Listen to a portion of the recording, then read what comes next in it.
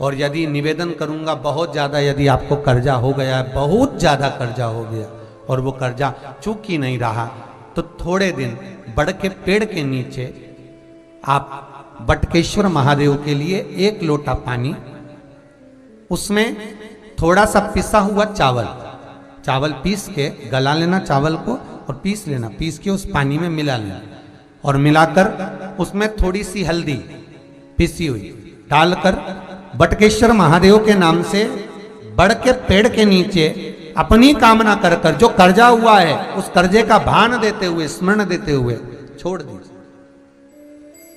महाराज 2 या 3 सोमवार एक ही जगह पर करना, 3 सोमवार बाद वहीं से बड़ के पेड़ की थोड़ी सी जड़ उठा लाना और उस जड़ को एक कोई धागे में बांधकर या तो अपनी गले में डाल लो या अपनी जेब में पटक लो, उसको थोड़े दिन पटक कर रखना, लगभग 2 से 3 महीना पटक कर रखो। वो जड़ जैसे बड़ का पेड़ विस्तार होता है, पानी गिरे ना गिरे, जल वृष्टि हो ना हो, गर्मी पड़े ना पड़े, उसको कोई फर्क नहीं पड़ता। बड़ का वृक्ष आप रूप फैलता जाता, उसकी जड़ें अपने आप प्रबल होती है। उसी तरह ये बटकेश्वर महादेव कहीं से भी अगर जड़ आपके पास में रखी है 1 महीना, 2 महीना, 3 महीना तक, तो ये जड़ अपने आप लक्ष्मी को पकड़कर खींच कर लाती है और कर्जे से मुक्त कर देती। बटकेश्वर महादेव का स्मरण सुख का देना हो।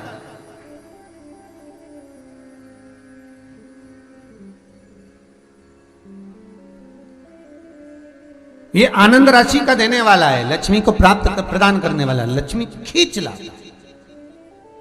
जिस व्यक्ति पर कर्जा बहुत ज्यादा मात्रा में हो जाता है और कर्जा चूकता नहीं है, आप बहुत प्रयास कर लिए, करोड़ों रुपए का कर्जा हो गया, यहां से लिया वहां दिया, वहां से उठाया वहां दिया, वहां से उठाया वहां दिया, तो निवेदन है कभी मौका लगे कर्जा मुक्ति के लिए सारे वृक्षों में अगर कोई श्रेष्ठ वृक्ष माना गया है तो वो बट का वृक्ष माना गया महाराज। इसलिए प्रशासनिक कार्य के लिए, मानसिक टेंशन में, परेशानियों में बटकेश्वर महादेव का स्मरण किया जाता है। लोग घेर कर रखे हैं आपको, बहुत लोगों ने घेर रखा है।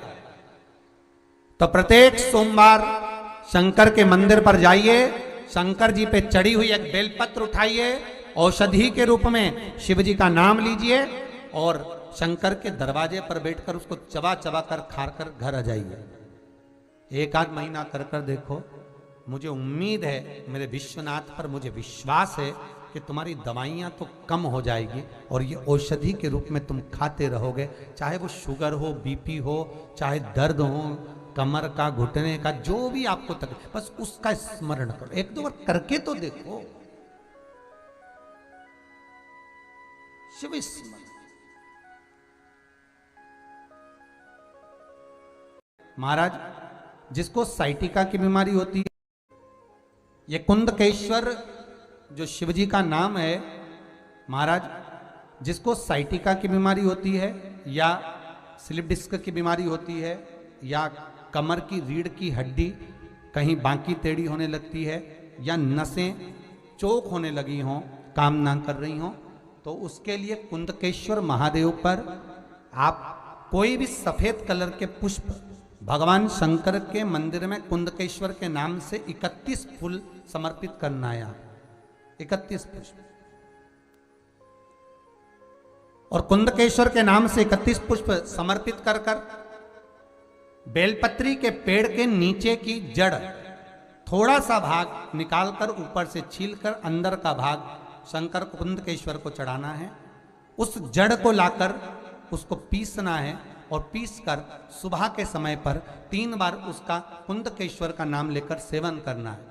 जिसको साइटिका और जिसको रीढ़ की हड्डी, स्लिप डिस्क, जिसको प्रॉब्लम होती है, उसको बाबा कुंदकेश्वर एक ऐसे महादेव हैं, क्योंकि भगवान शंकर के चरण पर पार्वती के द्वारा फेंका गया कुंद का प्रहार हुआ और उससे बाबा को चोट लगी, जिससे बाबा का नाम कुंदकेश्वर पड़ा। तो सारे रोगों को मिटाने के लिए माँ जगतजननी कहती है, बाबा आपके पाँव में चोट लग गई है, भोलेनाथ मुझे क्षमा कर। भगवान शिव पार्वती को क्षमा करते हैं। आज भी नियम है महाराज, आप कोई बहुत बड़ा काम करने जा रहे हो, बहुत बड़ा यज्ञ अनुष्ठान, विवाह, शादी आदि फंक्शन करने जा रहे हो, 4 दिन 8 दिन के लिए आप घर से बाहर जा रहे हो और आपको लगता है कि घर में ताला कैसे लगाएं, तो निवेदन है एक तांबे के कलश में जल भर लीजिए और जल भरकर उसमें थोड़ी सी काली तिल डाल दीजिए, भूतेश्वर शिव का नाम लेकर। कौन से शिव का?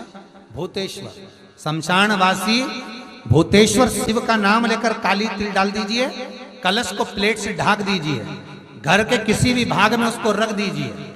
उसके बाद आप चले जाओ। किसी की सामर्थ्यता नहीं है कि उस घर में कोई पांव रखे, किसी की सामर्थ्यता नहीं है। और अगर कोई भूले से पांव भी रख दिया तो 22 दिन या 21 दिन के अंदर उसको, जैसे लोगों को हवा आती है, बस उसको चक्कर आना चालू हो, बाल खोल खोल के घुमा मिलेगा। शास्त्र प्रमाण करता है हमारा भूतेश्वर शिव। ये कलश जो होता है ना, जल का जो पात्र होता है, ये साधारण नहीं होता, सहज नहीं होता महाराज। जैसे आज आप, हनुमान जी ने कहा, नाथ जैसे आज आपने मेरी लाज रखी, रक्षा करी और किसी को आने नहीं दिया, विनती स्वीकार करना, आपका जल पात्र भूतेश्वर के नाम से काली तिल से जहां रखा जाए उस गृह में कोई प्रवेश ना कर पाए। शिव जी ने वचन दे दिया, मेरी चंडियां 64 योगनियां, डाकनी, पिशाचनी, चुड़ैल और भूत इस कलश के विराजमान होते ही सर्वस्व फैल जाते हैं, फिर अंदर कोई नहीं आ सकता, भीतर प्रवेश नहीं हो सकता।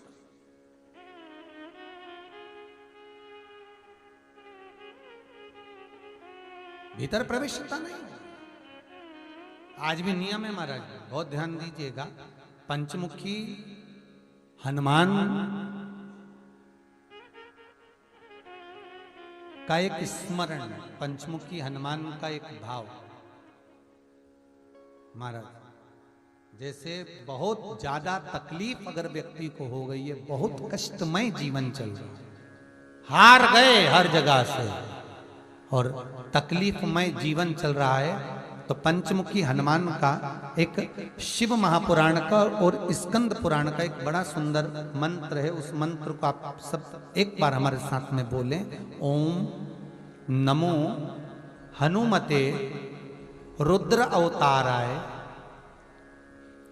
सर्व शत्रु संहारणाय सर्व रोग हराय सर्व वशीकरणाय रामदूताय स्वाहा।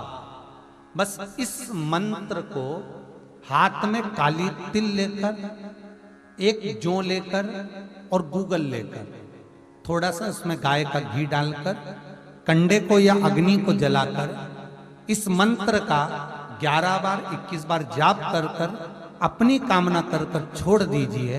कैसा भी रोग हो, बीमारी हो, कष्ट हो, दुख हो, तकलीफ हो, 21 दिन के अंदर 11 बार 21 बार जाप कर कर अपनी कामना कर कर छोड़ दीजिए।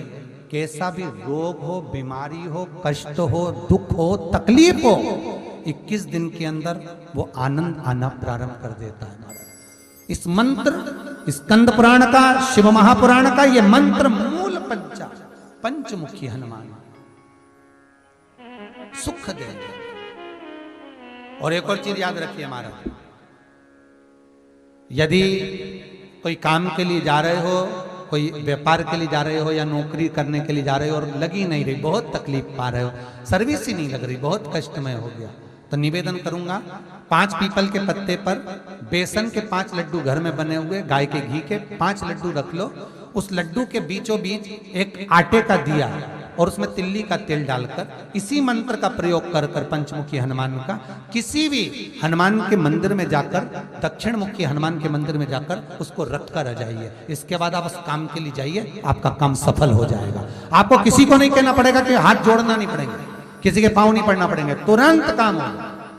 बस इस मंत्र का स्मरण कर कर पंचमुखी हनुमान का भूतेश्वर जो मंत्र है, वो सुख देने वाला, आनंद देने वाला। सहज नहीं महाराज, सुख की खान है, आनंद की राज। समय आया श्री हनुमान जी महाराज का जो चरित्र आया, आगे जो वर्णन आया है, भगवान भूत भावन भूतेश्वर मेरा शिव विराज, मेरे ससुर ने जो दिया वो कम ना दिया। सारे देवताओं ने स्तुति करी, शंकर भगवान आनंद पाते हुए मंत्र का आनंद पाते हैं।